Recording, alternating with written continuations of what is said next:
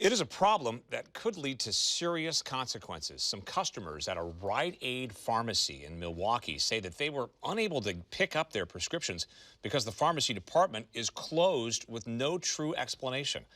Fox 12's Connor McCarthy joins us now live in studio to tell us about one woman who has been unable to pick up her refilled prescriptions for nearly 5 days now. That's right, Pete. Joanna Panza walked into the pharmacy department in her local Milwaukee Rite Aid to find it closed.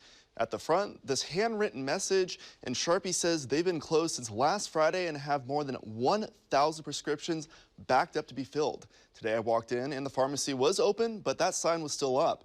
And Joanna says something needs to be done so those who need their medication to stay healthy can pick it up.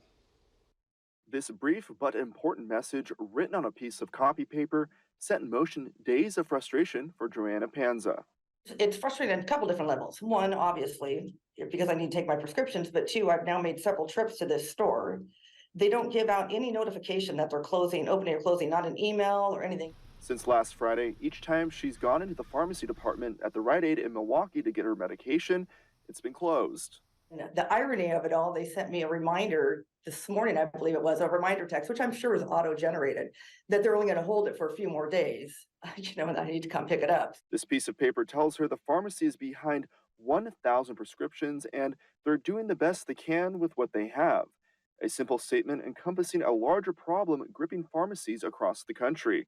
The National Community of Pharmacists Association says nearly 3/4 of community pharmacies across the country are struggling to find workers. Joanna says shutting down pharmacies without warning can have serious consequences, especially for those who need life-saving medication. It's almost as if they're playing God in some respects. I mean, not to be too dramatic, but, and also, what about people that have limited ability to get there, to get to the pharmacy? Joanna understands that industries across the country are experiencing similar staffing issues, but she says the communication needs to be better from Rite Aid.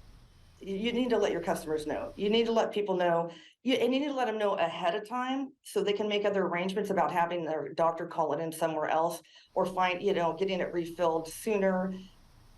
Well, Pete, I did reach out to Rite Aid for comment. Now, a representative did say they would gather information from me and give me a statement, but I never got one. Live in the studio, Connor McCarthy, Fox 12 Oregon.